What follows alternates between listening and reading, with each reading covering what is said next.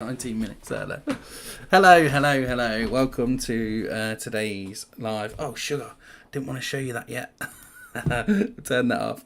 You've just seen all the answers to my update today. We are on day 12. If you was here yesterday, you may have been like, well, you were talking about day 12 all through that live. I realised it was day 11. Sorry about that. It's day 12 today. So never mind. We are where we are. So I'm going to update you as I've shown you. I've got something nice for you to look at on the screen, which will give you a bit of a easier way to digest my results so far. Today is a bit of a slower day. I will say that I've got no sales calls booked in today, and I've got an onboarding call today. That's it. So. So in some ways I'm like, we should have 10 sales calls a day and all that kind of stuff. But I feel like we're going at a good pace, even though we're not quite where we should be. 12 days, we should be 12 clients in. We're not. And we'll talk about the numbers in a second. But I feel like we're going at an okay and a manageable pace. For me and Emma, we have done the calls this week. And with that and trying to build the website and get everything in place, it's felt hard. And so Emma said to me yesterday, she was like, hey, I need to do no meetings tomorrow. I need to get some work done. So can you just, if there's meetings, like, do them, but let's just keep it clear, the calendar. And I said, yeah, that sounds like a good idea. Also coming up to the weekend, I know the weekends are great for us actually, because although I don't really want to be working all weekend, it gives us time where we're not booking meetings in. We absolutely doing meetings Monday to Friday. Might have the odd one on a Saturday if somebody needs to do it then. Of course, I'm open to that. But we won't be doing meetings at the weekend. So this is good time for us to catch up. And like, some people talk about work-life balance. You should have downtime. I have downtime. I play Xbox, by the way. That's my downtime. I relax by shooting people in the face, which is I play first-person shooters. It's not anything more sinister than that. But I play Xbox at the weekends. That's my downtime, unless I'm doing something with the family. So I do have a work-life balance that I feel is at balance at the moment. I have loads of things coming up in the next 3 months of gigs and festivals. We're going to 3 festivals this year, all that kind of stuff. And so when I'm talking about working at the weekends and catching up with some of this stuff, it doesn't feel like a bad thing. I feel like we're going all in. We're focusing our spare time outside of our own self-care, our own work-life balance. Emma has kids, I have kids, we're doing school runs and all that kind of stuff, and we're trying to work all of this around it. And at the moment, I don't feel stressed out about this situation. In fact, I feel quite the opposite, because every sales call, every discovery call that we have is like a step closer to financial freedom. That's what we know this is going to give us, but also closer to the goals that we're working towards in the next 100 days. And we committed to this. We said we were going to do this. That's why I'm here doing these lives every day. We made the commitment. So let's just see it out. Let's see what happens.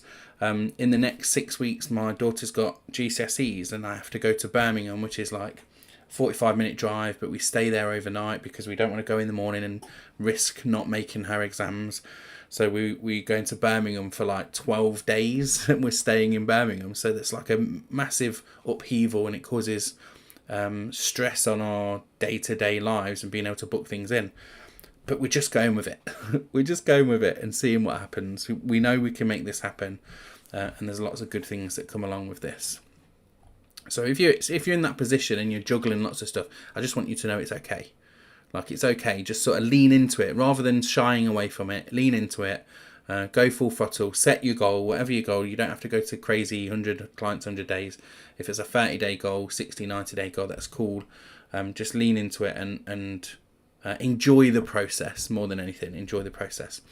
Right, let's take a look at results to date then. So I bought this little really rudimentary thing. I might have some nicer way of showing this at some point in the future, but right now I just wanted to have a visual, because when I was talking about it, I was looking at my screen. I couldn't show you it because it's got sensitive data in there, but I wanted a way to show you, so I can kind of say over here, always get that wrong. Total leads 31, so my system says 31 leads in the system. I've got 8 of them still to message. So this means that I've got leads that I've not even spoken to yet. I've not even messaged. Some of those people I message via WhatsApp. Other people, got one today, a lovely lady called Emma, who I know quite well, have a good relationship with already, and so I sent her a message on Facebook Messenger, because that's how we communicate already. So there's no need to send her a WhatsApp, send her an SMS. It was just me being agile in my response to, this is the interesting thing when setting up automations. Yesterday I talked about having an automation that moves things through this process in a more structured way, but actually being agile and being able to break out of that automation and say, hey, look, I see it's Emma, I've got a relationship, let me message her on Messenger, and having the freedom to do that is actually quite good. I know the structured process will need to be there later on, but actually it's okay to just have this alternative way of doing things. So maybe building in a little bit of the ability to be more agile in that sense will be helpful moving forward. So 8 people to message. I've got sales calls booked. This week we've had 6 sales calls. So that's been useful. And of course that means now I've got 6 follow-ups because none of those people have signed up. That is not true. That's a lie. All my numbers are wrong because I've got a duplicate contact. I'm going to delete this contact. Right, take a 1 off all of those things. So we've got 30 leads, 8 still to message, 6 sales calls this week, 5 follow-ups, and 7 in trial because I accidentally added a duplicate contact yesterday. So we've actually got 7 in trial now. Somebody signed up yesterday just after this live. So when I went live yesterday, I spotted the thing. I was hoping it had come in, whilst I was on this live, but it didn't happen. It was just after it. And so we're on 7 trials. I've got one of the people in my follow-ups who says she's got a meeting next week and she should set up a trial after that if we tick all the boxes, which I'm sure we do. And then there's a couple of people to follow up with who would really like to set up a trial. I think I've said this before. I don't know what I've said and what I've not said on these lives. But when it's going to have a positive effect on somebody's business by getting into this and joining the community and stuff that we've created. That's how I feel. And so I'm looking at these names on this list, these follow-up lists, and I'm like, come on, just sign up because this is going to be huge. This is going to be huge for you. It's going to make your life easier and it's going to make your business more predictable because you can see the numbers like I can see the numbers. Even just having this pipeline, and I've said over and over again that I've not done this myself in other businesses that I've ran, having this pipeline and seeing the leads and the messages and all that kind of stuff, it's just been massively valuable. It fills me with great excitement that I've got 8 people to message, that I've got 5 people to follow up with, because I feel like everything's moving all the time. One thing I said to Emma was, whilst we're spinning all the plates, we just need to make sure things are moving. So if we can see this list and the numbers change, hopefully the other thing that will happen over the weekend is having that free time, not being in calls, discovery calls all the time. It will free me up to message more people. So I'll be able to message them and just start those initial conversations, turning them from cold to warm.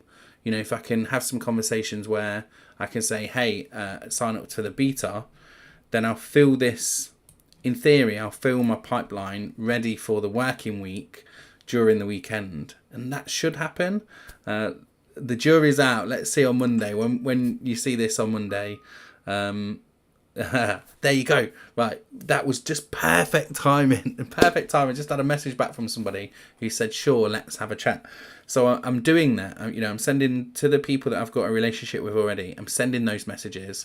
I will continue to do that over the weekend, and I just look. If you think about your socials, you think about the audience you've got, you see the feed showing you those people, whether it's on LinkedIn, Facebook, Instagram, whatever. You see the feed coming through, and I just look at them and I go, do I have a good relationship with this person?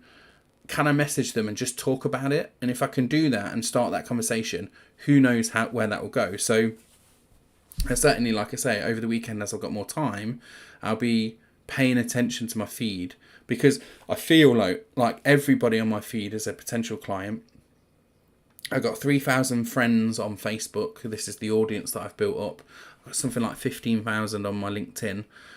They're all potential opportunities, but I have to foster those relationships that I've got already first, and use those connections to try and get them in this first 100. And then last thing to say, no, two things more. One is that I've got this list of 500 clients that previous clients that I've not directly gone to yet. So I still need to get that list of clients out. Perhaps I'll do that after this conversation. And then I also have a lost client. So let me just tell you how that came to. So during this process this week, I've had my message follow-up. So I've got leads, hot leads, people I've messaged, and then follow-ups, the people that have ghosted me, basically. So I go my hot leads, I send them a message, invite them to book a call. If they don't book a call, after a couple of days, I will then go and send them another message and say, hey, I've not heard from you. Do you want to get cracking with this? And one of the people replied. And the interesting thing was, she replied via SMS. So she's got the SMS, asked her, followed up the second time, and she's replied via the SMS. I didn't see that SMS come in. I just happened to go in to see where, maybe look at when I last messaged her to see about follow-ups, and I saw she had replied. And her reply was, apologies for not replying. I'm holding off because my business partner is just testing a CRM, and if it's suitable, I will be able to use that, so won't need a separate one. If I do, I'll come back to you for more information. Thanks for your offer regardless. So I've just put back, thanks for coming back to me. Let me know if you want a 2-week trial of ours too. Smiley face. Which CRM are they testing? And she hasn't replied to that. And it's okay if she doesn't reply. The thing about that message that she's saying, is actually this is the perfect time. Another call that I had yesterday with a woman called Jackie, she's currently evaluating CRM. So this is the perfect time. Why not stick this in the mix? And even if they say, I'm evaluating a high-level partner, like someone else that's running agency mode or whatever, still say, look, I understand you're evaluating those people, but you know me, right? And our USP is that we're bringing our audience together in this nice community. They're more likely to move to you. Do not see that message as the end of the story. Just still keep the relationship open. Still be accommodating. Still be smiley, friendly, fun in your responses, because how you treat people, whether they've decided to or not to stay with you or go with you or try you out, or they've said no completely, is a big measure of you. And it's also about whether you're closing those doors on the way out. They might, this woman, Denise, she might try the software and the other software, and then as I'm doing all my socials, be like, oh shit, we should have gone with Matt. I was not supposed to swear on YouTube. Oh, damn it. Apologies. Always try not to swear. I'm a potty mouth, but I try not to swear on YouTube because I know it doesn't help with the algorithm very well. But they might be like, oh, we should give you a try. I've seen all this noise that you're making on the socials now. We've only just signed up for this other one, but maybe we could take a look at yours as well. So keep those doors open. Make sure they're still thinking about you all the time, and perhaps they will come back to you. But I've considered that a lost sale. I've put it in the lost clients list, and I think after a week or two I might follow up once more, and if I don't hear much from her after that, I will just mark it as closed, as lost, and again I can come back to that at some point in the future. Alright, that's it for today. Thanks so much again for watching. I've seen some of your comments. We've got a few people from the high level group come in and commenting, so thank you so much. Please do let me know in the comments if you're watching. I do reply to every single comment. I do really appreciate your comments. Don't forget to subscribe, like the video if you're watching it. Likes really help boost these videos up in the algorithm for YouTube, so we definitely appreciate that. Alright, thanks so much. Bye bye. See you on Monday.